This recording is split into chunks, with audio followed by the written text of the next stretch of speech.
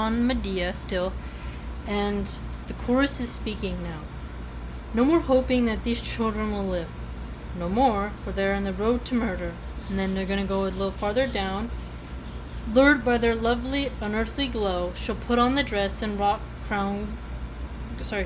she'll put on the dress and the wrought gold crown and make her marriage in the world below. That is the trap into which she will fall. Poor thing, she will follow her destiny, inescapable death. So we touched on that. So now, the boys come in and the tutor comes in. And the tutor says to Medea, "Mistress, the boys are spared of the fate of exile. The princess gladly accepted the gifts with her own hands. She is on their side. But why are you upset at this good fortune? Why have you turned your face away? Why are you happy with what I'm saying?" And Medea says, "Oh no!" And then a little farther down she says that, "Oh, I can't help it, old friend. Terrible plans have been devised by the gods and by me." Okay. Remember, she has this whole plot to kill her children, to hurt her husband for cheating. Okay? Devised by the gods. I don't know if you remember how I had previously said she projects the responsibility onto others. I must do this so people don't laugh at me. I must do this because it was devised by the gods. No, it's your own mental derangement. It's her own mental derangement that is leading her to do this. Okay?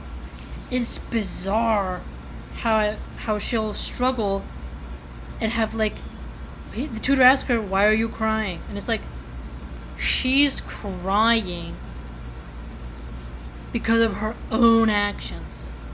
What a psycho. She's such a psycho. I hate her so much. And so we go a little farther down. Okay?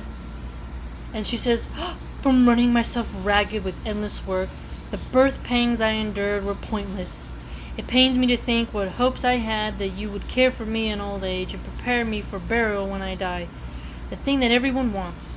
But now that happy dream is dead, deprived of you, I will live out my life in bitter grief, and you will embark on a different life with no more loving eyes for your mother. But why, boys, are you looking at me? Why do you smile for this one last time? Oh, what should I do? I lost heart. My friends, as soon as I saw their beaming faces, I can't do it. So much for my plans. I will take the boys away from here. Why make them suffer to hurt their father, if it means I suffer twice as much myself? I can't do that. So much for my plans. But wait! Can I really bear to be laughed at and let my enemies go unpunished? I have to steel myself. I can't be weak and let those tender thoughts take over. Children, into the house, and anyone who is out of place at my sacrifice can stay away. I will not spare my hand, but oh." So she says she will live out her life in bitter grief. Yeah, bitter grief brought on by your own hand. And then she goes in and says, "With no more loving eyes for your mother. But why are you looking at me?" "They're looking at you, lady, because they don't know that you plan to kill them and you're their mother." Stupid. And then she swaveers, right? I can't do it. And then you're like, oh, maybe she'll change her mind. And then she goes online, 10:25-ish. But can I really bear to be laughed at and let my enemies go unpunished? How about either A, you let them laugh at you, Medea, or B, you just take care of your enemies and leave your damn kids alone because your kids are not your enemies. Such a psychotic cunt. Jesus. And then she continues around lines 10:32. "My angry heart, do not go through with this. For all your pain, let the children live. They can be with you and bring you joy. And yet, by the vengeful spirits of deepest Hades, there is no way I can allow my enemies to seize my children and mistreat them." Okay. She literally just said she can't allow her enemies to take her kids away and hurt them. Hello, Medea. You're planning on killing them. Killing them is hurting them. And the queen has already, the new potential queen, the princess, has already pardoned them and has decided not to exile them. And Jason, their father, who's going to marry the princess and thus become the king, wants to keep his sons around. So the new queen and Jason and former King Creon do not want to kill the kids. Yet she keeps saying that they will be seized and they'll be mistreated as a justification for her having to kill her kids. She's a psychopath. Complete psychopath. And she says, by the vengeful spirits of deepest Hades. No, she is the vengeful spirit of Hades. She keeps putting all this responsibility off onto the gods. Like, the gods are making me do it. No, Medea, it's you making you do it. There's no one else to blame, Medea, besides yourself. Jesus. Okay. And then she says, and so I should kill them, since I gave them life. What kind of logical gymnastics is that? Oh, I gave you life, so now I have to be charged with the duty of taking out your life. Now, if her kids were having some horrible disease to where they were dying in agony and ending their life would have been a sign of a mercy, like let's say a little boy was gored by a boar and he's bleeding out and for sure he's gonna die, and the mom doesn't want to see him slowly die, so she just decides to put a dagger in his heart and end the suffering. Then I could understand a justification for that. But the kids are fine. They're healthy. They're gonna have a new stepmom. They're gonna live in a freaking palace. What are you talking about? They're not gonna be living on grass in the field, Medea? You crazy woman. Okay. And then she goes on. The royal bride revels in her new dress. I heard it clearly. Having set out myself on the darkest road, I will send my sons down on one that's even darker. I will talk to them. Give me, my children, give me, your mother, your hands to kiss. Oh, this hand, this mouth, this face, oh my dear ones, my noble sons, be happy. But there your father wrecked what we had here. Oh, the joy of holding them, of their tender skin and their sweet breath. So she says, your father wrecked them. Again, she deflects the responsibility of her emotions onto Jason. Yeah, she has a full right to get upset that he's got a new lady. But hello, it wasn't just him who wrecked the bed. Okay, he could have fallen out of love with Medea, which he obviously did.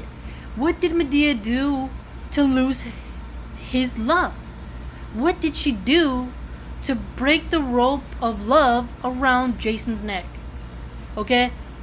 It takes two to tango, and a relationship is much more dynamic than, oh, well, only one person did one thing bad, therefore all the blame is on that one person. No, it takes two to tango.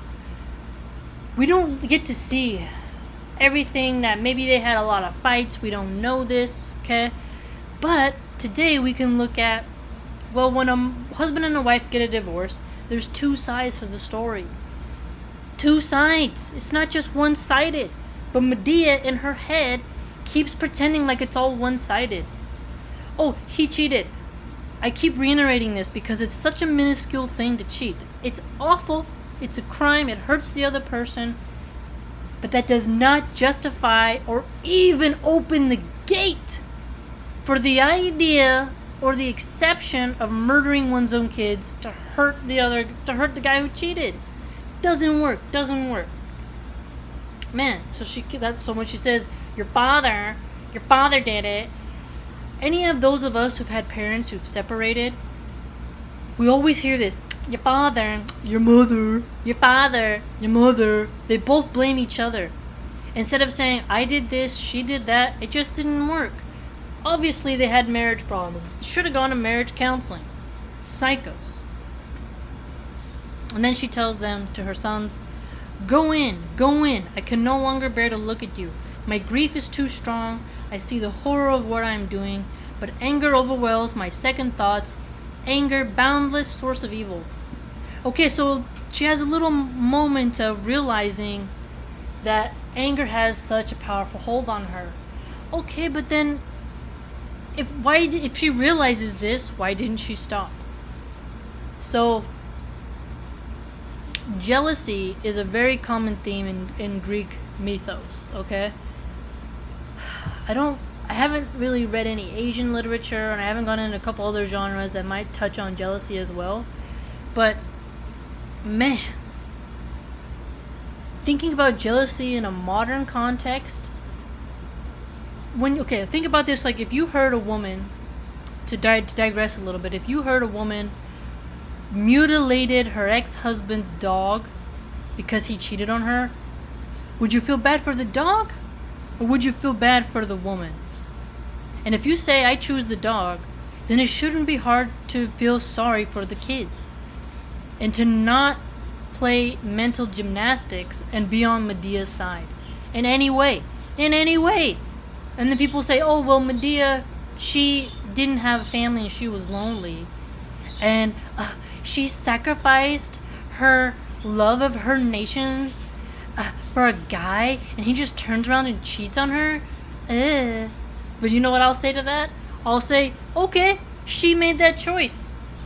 She signed the contract, essentially, right? She made the decision. Okay, no one put a gun to her head and was like, hey, you gotta do this. She wasn't kidnapped. Okay, she wasn't coerced. She wasn't raped.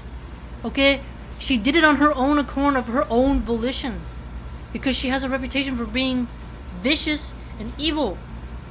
So she's saying that yes, the anger is a great source of evil, and indeed it is true. Anger mixed with jealousy is an even worse cocktail. But she, as a character, allowed those emotions to manifest in herself, and her brain and her self-esteem and her ego was so weak, fragile, fickle, pathetic that she let it run rampant. And is a cautionary tale for us women to control our emotions, and that if you do get cheated on, it'll hurt, but do not externalize your pain onto others, because it will cause a ripple effect. I mean, wow. What do you think about Medea rationalizing herself and what we just covered? Let me know.